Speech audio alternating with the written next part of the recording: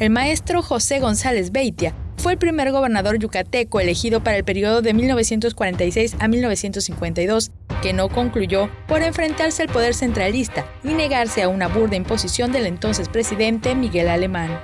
Fue promotor de la educación y la cultura, distinguiendo su mandato por la moderna infraestructura educativa y hospitales que se edificaron, entre otras obras que trajeron la bonanza del Estado en la posguerra. El académico José Luis Domínguez calificó al exgobernador como el hombre que tuvo la osadía de enfrentar al presidente y no aceptar la imposición de Tomás Marentes Miranda, de origen campechano y hombre de confianza de Miguel Alemán.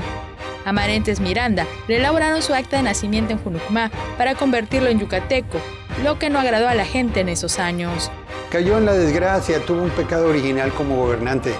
Al final de su periodo, que fue exitosísimo, ahora voy a decir por qué, tuvo la osadía de, a nombre de las fuerzas vivas de Yucatán, yo casi diría de pueblo y gobierno, ya a través de documentos y de cartas, negarse a aceptar una imposición que el gobierno federal quería para la sucesión gubernamental.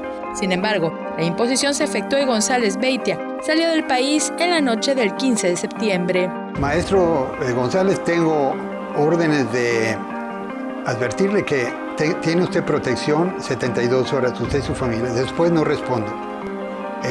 La fuerza viene con todo. Y así fue.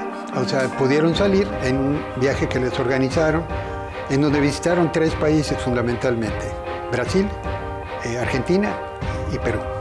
En esos 3 países había exfuncionarios o un exmilitar y unos exfuncionarios que habían tenido conflictos con Alemán. Todos sabemos ahora, a 70 años, que era un gobernante muy impositivo, era casi totalitario y era el primer gobernador civil, pero bueno, mandaba más que un militar. En su obligado exilio, fue recibido por Domingo Perón y Evita, conocedores de la triste situación por la que atravesaba el exgobernador yucateco. Luego vivió en la Ciudad de México por prudencia política y no en Cuba, como menciona la leyenda urbana. González Beitia se rodeó de intelectuales, personajes que son orgullo de la cultura yucateca, como Humberto Lara y el dramaturgo Leopoldo Peniche Vallado, quien fue su secretario personal, quienes lo mantenían informado de lo que acontecía en el estado.